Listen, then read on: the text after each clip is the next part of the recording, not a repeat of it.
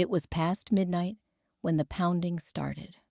Not a gentle knock, not the kind you hear from a neighbor who forgot their keys, but a violent, bone-shaking thud that rattled my door and sent a chill racing through my veins. I froze, in bed, my breath caught in my chest as the sound grew louder. Each slam echoed through my apartment like a war drum, announcing danger. My heart knew before my brain could process it. This wasn't random. This was him. My name is Emily Parker. I'm 32 years old now, a trauma counselor living in Seattle. People come to me with stories of fear and survival, and they expect strength, wisdom, guidance. What they don't know is that my own life was forged in fire. The kind of fire you barely crawl out of alive. The night of my 25th birthday, my past crashed through my door and shattered every illusion of safety I had built. But to understand why that night still wakes me in a sweat, you need to know how it all began. When I was 8, my father died from a sudden stroke. It was just me and my mother in a modest little house on the edge of Tacoma. Mom worked long shifts at the diner and still managed to make our lives feel warm. Friday nights were sacred. Pizza, movies, and her laughter filling the living room. For a while, I believed we were unbreakable. Then, Richard appeared. He was my mom's branch manager at the bank where she'd just started working. On the surface, he was everything a struggling single mother might dream of. Steady job, polished manners, a man who knew how to charm both adults and children. He walked into our lives with flowers for Mom and a brand new telescope for me because she'd told him I love the stars. I remember holding that telescope in my hands, thinking maybe, just maybe, the universe had sent us someone who cared. I was wrong. At first, Richard blended seamlessly into our world. Family outings to the zoo, dinners where he asked about my favorite books, promises that we were building something real. Within a year, they were married. We moved into his large colonial house with a perfectly trimmed lawn and neighbors who waved politely. I got my own room with shelves full of books and a computer, things we'd never been able to afford before. For a while, it felt like we'd stepped into someone else's dream. But dreams can sour quickly. Richard took over our finances, convincing Mom to close her account because families shouldn't keep secrets. He had opinions about her friends. Too loud, too frivolous, too divorced. One by one, they disappeared from her life. And little by little, the bright, singing woman I called Mom began to shrink. She stopped wearing her favorite red lipstick. She asked permission to buy groceries. She laughed less, smiled less, lived less. I watched it happen with a child's confusion and a teenager's anger. I wanted to shake her, to scream, "Don't you see what he's doing to us?" But every time I tried, she brushed me off with words that cut deeper than she realized. "Emily, you don't understand. Richard takes care of us. We're lucky. Lucky." That word became a poison. I learned to disappear. Clubs after school, weekends at friends' houses, hours spent in libraries, just to avoid his gaze. Still, the house changed me. It turned my safe world into one of locked doors, hushed arguments, and a constant pit in my stomach. And here's the part that still twists my gut. I thought I had escaped. By 25, I had my own apartment, a degree, a life far away from Richard's shadow. I thought the past was behind me. But trauma has a way of following you home. Sometimes it waits until midnight, then pounds on your door like a demon demanding entry. That night, Richard came for me, and my mother, God help her, was standing right behind him. Before I go on, let me ask you something. Have you ever watched someone you love slowly disappear? Not because they died, but because they changed into a version of themselves you could barely recognize? If you have, you'll understand why I can never forget the years that followed Richard's arrival. On the outside, Richard was respectable. He wore expensive suits, smiled at neighbors, and shook hands firmly with anyone who crossed his path. To the world, he was the model stepfather, generous, stable, a man who rescued a widow and her daughter. But behind closed doors, the cracks started to spread. It began with money. He insisted every paycheck go into a joint account, his account. He told Mom it was for efficiency, that families shouldn't keep separate finances. At first, she resisted, but he drowned her in smooth logic until even I, at 12, started doubting my instincts. Soon, she didn't have a card in her own name. If she wanted to buy a dress, she had to ask. If she wanted to visit a friend, she had to explain. Then came the opinions. One by one, he cut away her world. Susan was too independent. Karen was a gossip. Jenny spent money carelessly. Each time, Mom gave in until the phone stopped ringing and Friday night laughter turned into silent dinners. He didn't raise his voice often. He didn't need to. His silence was enough, heavy and suffocating, a reminder that every choice passed through him first. I hated him. And worse, I started hating my mother. The woman who used to dance around the kitchen while making pancakes was now afraid to wear red lipstick. She called it Richard's preference. But I saw the truth, fear wrapped in obedience. And every time I begged her to see what was happening, she'd dismiss me with that same line. Emily, you don't understand adult relationships. But I did understand. I understood enough to know we were prisoners in a house with white picket fences. The first time I saw his rage explode, I was 14. Mom had bought a simple sundress. Nothing flashy, nothing expensive. Richard's face turned red. He hurled a dinner plate at the wall, spaghetti splattering like blood across the wallpaper. He called her irresponsible, reckless, ungrateful. She returned the dress the next day and never shopped alone again. I learned that in his world, love meant control, and control meant fear. By 15, I had strategies. Clubs, part-time jobs, hours at the library, anything to keep me away from home. I learned to study with the door locked, music playing just loud enough to drown out the tension, but not loud enough to invite his anger. My relationship with Mom turned into a battlefield of silence. I blamed her, she blamed herself, and in between us, Richard sat like a king on a throne, built out of obedience. But here's the twist I never saw coming. Richard wasn't just controlling money and people. He was hiding a secret. I discovered it one night when I overheard a hushed phone call. His voice was sharp, desperate, whispering about overdue payments and covering the spread. At first, I didn't understand. Then, I saw the letter shoved under his study door. Final notice from a casino in Reno. My so-called protector, the man who claimed to be our savior, was drowning in gambling debts. And suddenly, everything made sense. The control, the finances, the isolation. He wasn't protecting us. He was protecting himself. I wanted to tell my mother. I wanted to shove the letter in her hands and scream, "See? This is who he really is." But fear stopped me cold. If he found out I'd been snooping, what would he do? That night, as I lay in bed, staring at the ceiling, I realized the house wasn't just a prison. It was a trap. And I had no idea how much darker it was about to get. By the time I turned 16, the house no longer felt like a home.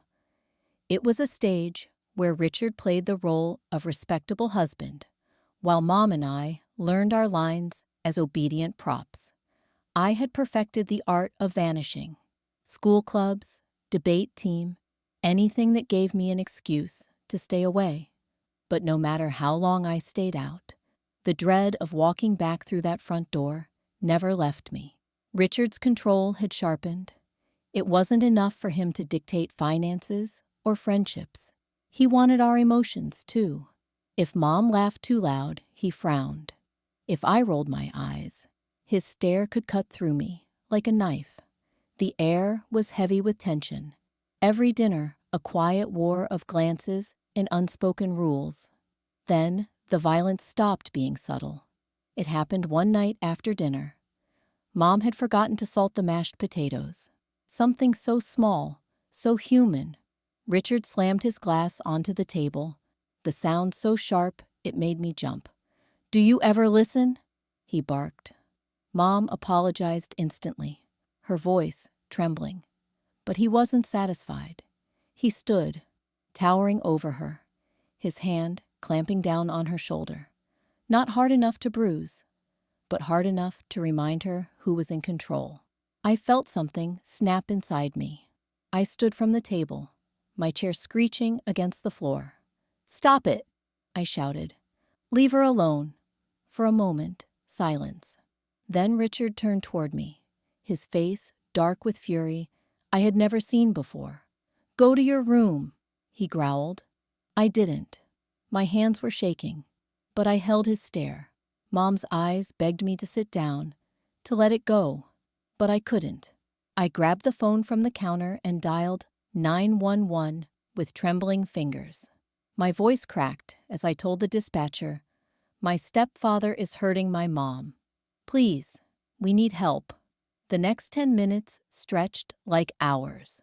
Richard froze, shock flickering across his face.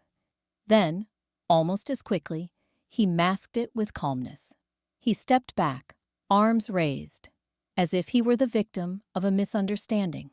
When the police knocked on the door, he welcomed them in with a smile. "This must be a mistake," he said smoothly, gesturing toward Mom. "Isn't that right, Diane?" And here's the part that broke me. My mother nodded. She nodded. She told the officers everything was fine, that there had been a silly argument over dinner, and I had overreacted.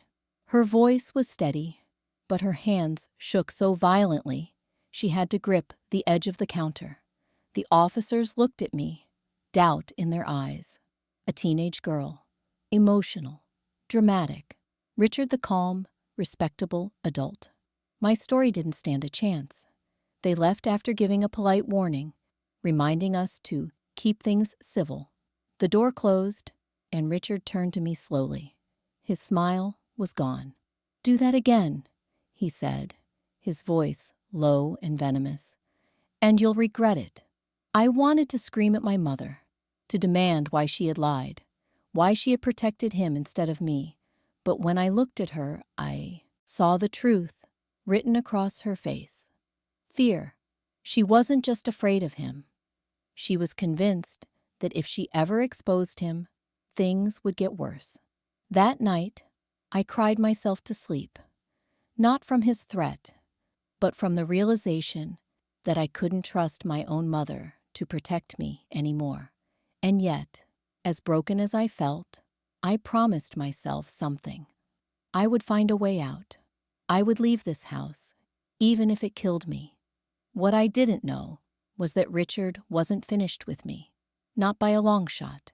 The day I got my college acceptance letter should have been the happiest of my life. I had dreamed of leaving that house, of finally breathing without the constant weight of Richard's shadow pressing down on me. When I saw, "Congratulations, Emily Parker," printed in bold at the top, my hands trembled with a mixture of relief and disbelief. This was my chance to escape. Mom hugged me, her arms wrapped tightly, as though she was trying to hold on to a piece of hope she had almost forgotten existed. "You'll do amazing things," she whispered, her voice breaking. But Richard's smile, the one he wore only when others were watching, didn't fool me. His eyes told a different story. Leaving wasn't going to be as simple as I thought. That summer was a countdown. Every day I packed a little more, stayed out a little longer, planned my life in a place where Richard couldn't touch me. I worked double shifts at the diner downtown, saving every dollar I could, determined to never rely on him again. But Richard noticed everything. He always noticed. One evening, as I was folding my work uniform, he leaned against the doorframe, arms crossed. "So," he said casually, "leaving us already? Off to play the big girl?" I froze. His tone was light, but his stare was sharp. I forced a smile and kept packing. "It's just college."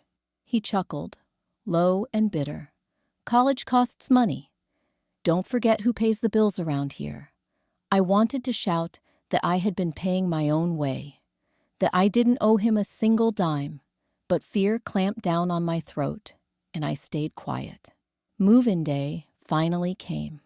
Mom and I loaded up my beat-up sedan with boxes, tears pooling in her eyes as she hugged me goodbye. Richard shook my hand, like he was sending off an employee instead of a stepdaughter. I thought that was the end of it, that I was free. For a few weeks, it was. I threw myself into classes, made friends, and for the first time in years, I laughed without flinching. At night, in the tiny dorm room, I would stare at the ceiling and whisper, "You made it out, Emily. You're safe." But safety was an illusion.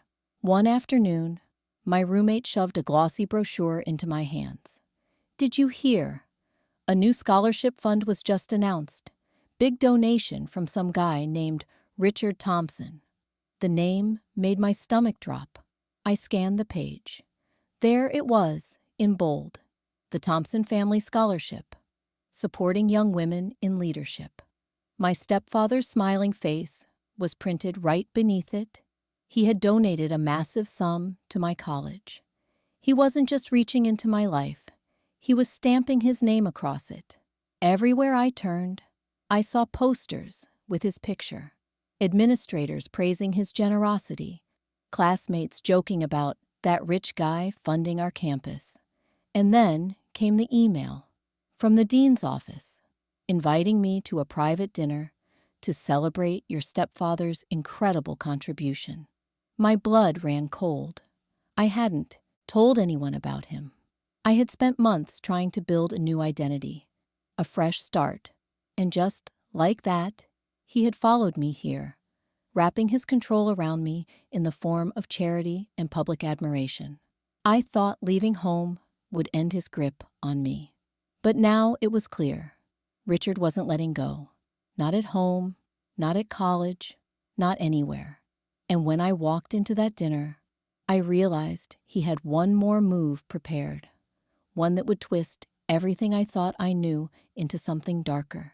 The night of the dinner, I stood in front of the mirror, tugging nervously at the hem of my black dress. My roommate tried to encourage me. "You'll be fine, Emily. Just smile, eat the free food, and let the old guy talk." But she didn't know. She couldn't possibly know. The banquet hall shimmered with chandeliers and clinking glasses. Professors, donors, administrators, all gathered in their finest clothes. And then, there he was, Richard, my stepfather, polished in his tailored suit, shaking hands with everyone like he owned the place. His laugh boomed across the room, a performance perfected over years of deception. When he spotted me, his grin widened. "Emily, everyone, this is my daughter. Sorry, stepdaughter. Our shining example of resilience and brilliance." The applause felt like knives against my skin. I wanted to disappear. My mother had once begged him to treat me like family. Now he was parading me as a trophy, attaching his name to my achievements as if he had ever supported me. During dinner, Richard leaned close enough for only me to hear. "See, kiddo, no matter how far you run, I'll always be part of your story. Might as well embrace it." My fork froze halfway to my mouth. The room buzzed with laughter and chatter, yet I felt utterly trapped. But then, something unexpected happened. As the dean took the podium to thank Richard for his generosity, another guest slipped into the empty chair beside me. A man in his mid-30s, sharp suit, piercing eyes. He extended his hand with a quiet smile. "Emily Parker, right? I've been wanting to meet you." I hesitated before shaking it. "And you are?" "Daniel Clark, investigator." My stomach tightened. "Investigator?" He nodded discreetly. "Financial Crimes Division." Let's just say Mr. Thompson's generosity isn't as clean as it looks. I've been following him for years. And now, with his little scholarship stunt, he's made a mistake.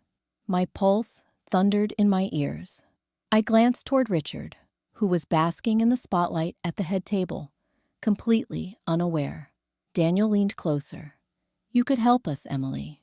You've seen things, heard things, things that could take him down." My breath caught. Was this real? Could this stranger truly be my way out? But before I could respond, Richard clinked his glass, demanding attention. "Ladies and gentlemen, I'd like to make an announcement." The hall fell silent. He beamed, placing a hand on my shoulder, like he owned me.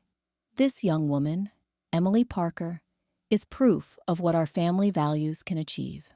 And tonight, I'm proud to say, she'll be joining me as the public face of the Thompson Foundation."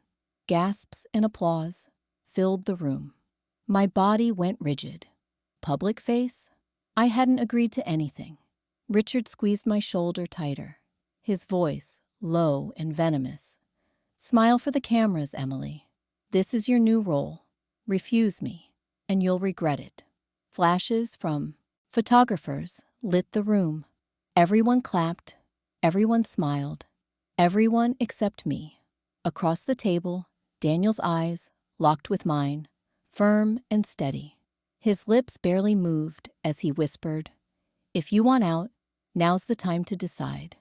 And in that moment, I realized the walls were closing in. Richard wasn't just trying to control my life. He was about to trap me in his empire forever. But what Daniel said next made my heart nearly stop. Daniel's words echoed in my head long after the applause faded. "If you want out, now's the time to decide." My hands trembled under the table as I tried to steady my breathing. Richard continued to smile and shake hands, oblivious, but his grip on my shoulder lingered like a shackle. When dessert was served, Daniel slid a folded envelope across my plate. "Read it later, not here." His tone was calm, but his eyes burned with urgency. I slipped it into my purse, heart pounding. Richard leaned toward me again, whispering through clenched teeth, "You're going to play your part, Emily. Tomorrow the press release goes out with your name. You'll be in every photo beside me. If you so much as think about embarrassing me, I'll—" He stopped, catching himself as a donor approached, switching instantly to his charming mask. The duality of his nature made me sick. Hours later, back in my apartment, I opened the envelope with shaking fingers. Inside was a stack of documents, bank transfers, false ledgers, emails between Richard and offshore accounts. Each page screamed fraud. Each one was a nail in his coffin. At the bottom was a note in Daniel's handwriting. "If you testify, this ends. You could be free. Call me when you're ready." I pressed the papers to my chest, overwhelmed. Freedom dangled in front of me, but so did danger. Richard wasn't the kind of man who let go easily. If I exposed him, he'd unleash hell on me. I thought back to years of manipulation, his booming laugh that turned into snarls when no one was around, his control over my mother, the way he rewrote every story, so he was always the hero. For the first time, I realized I wasn't just surviving him anymore. I was holding a weapon that could destroy him. The next morning, before I could decide what to do, my phone rang. Unknown number. I almost didn't answer, but curiosity won. Emily? The voice was low, raspy. Yes. Who is this? This is someone who knows what Richard is capable of. He's dangerous. He'll burn everything before he lets himself be exposed. If you value your life, stay quiet. My breath caught. How did you get this number? The line went dead. I dropped the phone, hands clammy. Had Daniel leaked my name? Or was Richard already suspicious? Later that day, I met Daniel in a quiet cafe downtown. He looked more serious than before, sliding his coffee aside. He knows someone's circling him. That call you got? Classic intimidation. But don't let him scare you. He's been untouchable for too long. I leaned in, whispering sharply. If I help you, he'll come after me. He's not just a fraud, he's cruel. He knows how to break people. Daniel didn't flinch. That's why you won't be alone.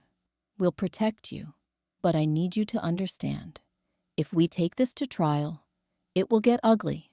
He'll drag your name, your mother's name, everything, through the mud. Are you ready for that? My stomach twisted. Could I endure another storm after years of silence? I left the cafe with no answers, only questions. That night, sleep refused to come. I stared at the documents again, each number and signature searing into my memory. I had the power to end him, but power came with a price. And then, just as dawn crept through my blinds, I heard a knock at my door. Slow, deliberate. I froze, clutching the documents. Nobody knew where I lived except a few close friends. My heart slammed against my ribs as I tiptoed to the peephole. The sight on the other side made my blood run cold. Through the peephole, I saw Richard. His smile wasn't warm. It was calculated, rehearsed, stretched too tight across his face. He stood there in his tailored coat, like he owned the entire building. My stomach dropped. How did he know where I lived? I didn't open the door, but his voice seeped through the wood, deep and commanding. Emily, let me in. We need to talk. I stayed silent, clutching the stack of documents to my chest. His tone shifted, softer, coaxing. I know you've been confused. Daniel filled your head with nonsense. But he doesn't love you, not like I do. He wants to use you. I've protected you all these years. Open the door, sweetheart. Let's clear this up. Every syllable dripped with manipulation. My hands shook, but I forced myself to stand still. Then came the knock again, louder this time. Emily, don't make me wait. I couldn't breathe. Should I call Daniel? The police? My neighbors? Just as I was about to move, another sound cut through the hallway. Footsteps. Someone else had arrived. I peeked again. My jaw nearly hit the floor. Standing across from Richard, my mother. Her hair was disheveled, eyes puffy, clutching a small handbag like a lifeline. Diana, Richard's voice thundered, dropping its charm. What are you doing here? She stared at him, then at my door. Her voice cracked. Emily, open up, please. We need to talk. My chest tightened. My mother and Richard, together at my door. Was this a setup? I stayed frozen. Richard leaned toward her, his whisper sharp, but still audible. You weren't supposed to come here. Not now. You'll ruin everything. Her reply cut through the silence. It's already ruined, Richard. She deserves to know. I gasped. My knees buckled as I slid down against the wall. What truth was she talking about? Richard's fist slammed against the door, rattling it on its hinges. Emily, don't listen to her. She's unstable. She doesn't know what she's saying. But my mother's voice, weak but steady, pierced deeper than his roar. He's lying to you. About everything. About me. About you. About who your real father is. The room spun. My grip loosened on the papers. My real father. I pressed my ear to the door, desperate, trembling. Richard barked, "Shut your mouth, Diana." But she wouldn't. "He's not your father, Emily. He never was. He kept the truth buried so he could control both of us. You need to hear me before it's too late." My mind fractured in 1,000 directions. Years of confusion, of manipulation, of feeling like I never belonged. All of it roared back. I wanted to swing the door open, demand answers, scream until the walls shook. But fear chained me in place. If I opened it, I wasn't sure who or what would come crashing inside. Richard pounded again, louder, voice boiling with fury. "Emily, you belong with me, not her. If you let her twist you, you'll regret it." My mother's voice cracked, barely above a whisper, but sharp enough to slice me open. "He'll destroy you if you stay with him. Please, Emily, choose." Silence fell, the kind that feels heavy, suffocating. I backed away from the door, tears blurring my vision, my whole body trembling. The documents lay scattered across the floor like broken glass. My entire identity, my entire life, suddenly felt like a lie. And then, as if fate wanted to break me further, the door handle turned. Slowly, deliberately. It wasn't locked. The handle turned, and for a second, I felt the whole world stop. My breath caught in my throat, every muscle tensed, waiting for the door to swing open and chaos to flood inside. But it didn't. It stopped halfway, frozen, as if whoever touched it suddenly lost their nerve. Then, silence. I gathered my courage, pressed my back to the wall, and whispered to myself, "You're not powerless anymore. You choose." I darted forward and twisted the lock. The click echoed like a gunshot. A wall between me and them. For the first time, I wasn't reacting. I was taking control. Through the door, Richard's voice cracked. No longer smooth, no longer charming. "Emily, don't do this. You're making a mistake." But my mother's voice broke through, trembling but strong. "She finally sees you for what you are." I slid down to the floor, clutching the papers I had scattered earlier. My hands brushed over dates, receipts, and letters. All the lies, all the missing pieces of my life. They were here. I had the power to end his control. And then came the most unexpected sound. A phone ringing. Not mine, my mother's. She answered in hushed tones. But I caught the words. "Yes, she's here. Yes, she knows now. We'll need protection." My chest tightened. Who was she talking to? Protection from what? Richard roared, pounding the door so hard the frame shuddered. "You'll ruin us, Diana. You'll ruin everything." His fury made me tremble. But oddly, I felt stronger, because now I understood. His power thrived in secrecy, in silence, but truth was louder. I stood and yelled through the door, my voice shaking but fierce. "I'm done being your puppet. I'll find out the truth, with or without you. And if you ever try to control me again, I'll make sure the world knows what you've done." Silence, then footsteps storming away. But my mother stayed. I unlocked the door slowly, inch by inch, afraid of what I'd see. Her face was pale, lined with exhaustion, but her eyes were soft. "Emily," she whispered, "I should have told you years ago. Richard isn't your father. The man who is, he's gone now. He never knew you. But Richard, he made sure you never would. He trapped both of us." Her words pierced me deeper than any scream.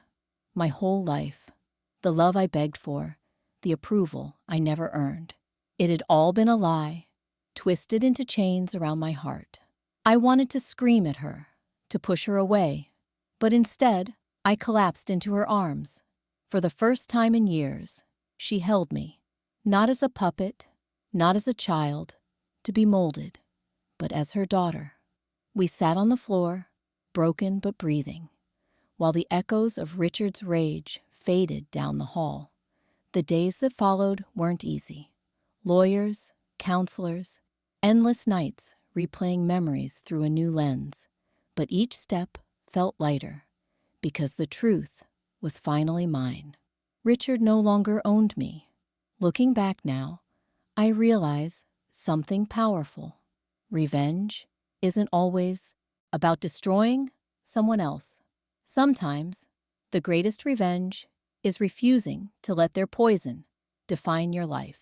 Yes, Richard tried to chain me in lies. Yes, my mother failed me for years. But holding on to hate would have only made me his prisoner forever. So I chose something harder. I chose to forgive, not for him, but for me, to let go of the hatred, the bitterness, and the endless cycle of pain. Because life is too short to let anger eat away at your soul. My story isn't one of perfect endings. It's one of survival, of reclaiming myself, of choosing to build a life where love is real and freedom is mine. And if you take anything from my story, let it be this: never let betrayal define you. You are stronger than the lies told about you, stronger than the silence forced upon you. And when you finally break free, don't waste your life on vengeance. Live it so beautifully that your very existence becomes proof you were never defeated. That is the sweetest victory of all.